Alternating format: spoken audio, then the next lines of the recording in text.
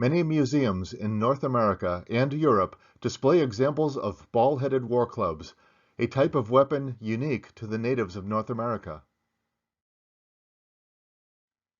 Many examples include carvings of animals and spiritual creatures that were important to the tribes that used them, and even representations of the warriors' faces, hair, and tattoos. Now let's talk about how these clubs were made, before looking at some illustrated examples from historical drawings. Wooden clubs were commonly used by the woodland tribes. The clubs were carved from a solid piece of hardwood, like the wood from a maple or oak, whilst tree roots or tree nuts were said to be used in the fabrication of such clubs. One favored source was apparently a sapling which grew from the sides of a riverbank and which curved upward toward the light. Clubs made of such wood were obviously of great strength and elasticity. Author T.C. Albert wrote, "My homemade club turned out to be convincingly real, though it's pieced together and not carved from a single piece like the old ones. Compared to carving a complete club from the burled branch of a maple tree, which took me several days, this two-piece club should take nearly no time to make at all." Now let's look at some historical illustrations showing chiefs and warriors holding their favorite traditional weapons.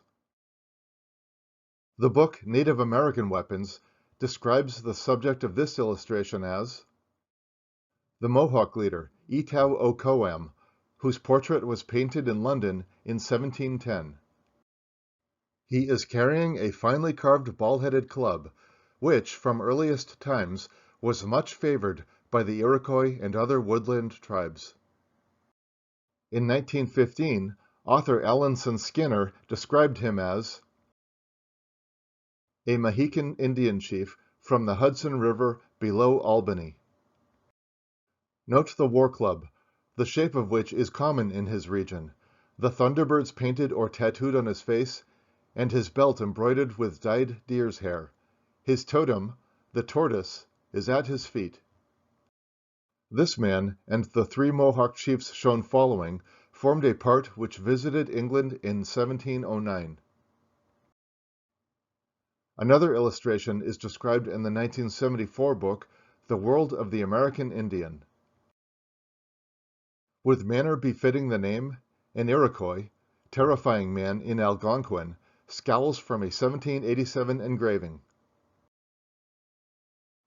Fringe on breechclout, undersized snowshoes, over-decorated club, long tailpiece, and other errors suggest the artist never saw a real Indian. Such drawings helped spread tales of Iroquois ferocity. Even into the 20th century, Labrador Indians used the word Iroquois to scare children. Trained tacticians, the warriors gloried in combat, displayed scalps on poles, and shackled prisoners with special slave straps. In 1835 or 36, George Catlin made this painting of a brave named Meeting Birds. It is now on display in the Smithsonian American Art Museum. Another one by George Catlin. This is a painting of a warrior named He Who Travels Everywhere, also on display in the Smithsonian American Art Museum. This illustration, published in the 1836 book Indian Biography, describes this man as a Chippewa chief Okemukee while attending a treaty ceremony in La Fond du Lac Superior in 1826. This illustration of a Sioux warrior comes from a 1905 book titled A Brief History of South Dakota.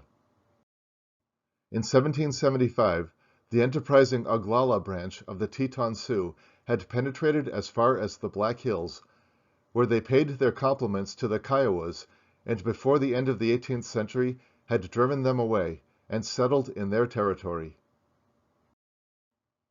We also have an illustration of a man from the Flathead Nation. From the 1812 book Topographical Description of the State of Ohio, Indiana Territory, and Louisiana. I'm surprised the Flathead tribe used such a fearsome weapon, because according to Bearclaw in the film Jeremiah Johnson, Utes and flatheads are generally peaceful critters. Even the character Delle says the flatheads don't cause much trouble, them as flatheads, and they've hurt nobody that I know. But I suppose there's something to be said for speaking softly and carrying a big stick. Let's conclude with a painting of a ball-headed war club in action. This one is titled The Death of Omoxy or Big Snake, painted by Paul Kane around 1858 to 1862. The Art Institute of Canada describes the subject of this painting as the death of a Blackfoot chief at the hands of a Cree warrior, an event Kane imagined, based on hearsay. The brown horse's headstall and the Cree warrior's shoulder bag depicted in the image were inspired by items Kane had collected.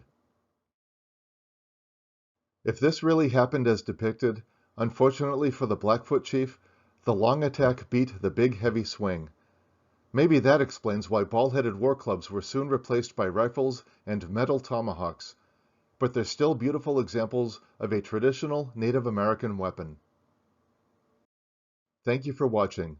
Please like this video, subscribe to this channel for new videos every week or two, and see the description below for a list of books, online resources, and films featured in this video.